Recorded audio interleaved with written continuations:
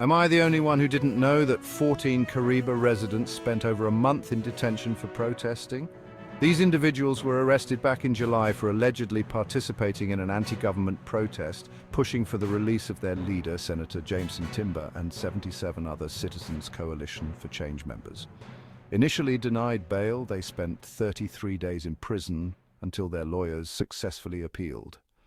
High Court Judge Justice Filda Muzofa granted their release under strict conditions, including a $100 payment and regular police check-ins.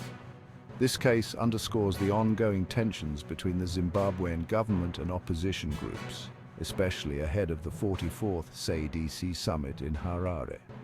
The charges against them, participating in a gathering with intent to cause public violence, are often used to stifle dissent.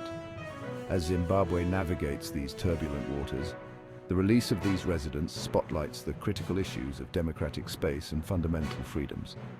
Stay informed and stay tuned for more updates.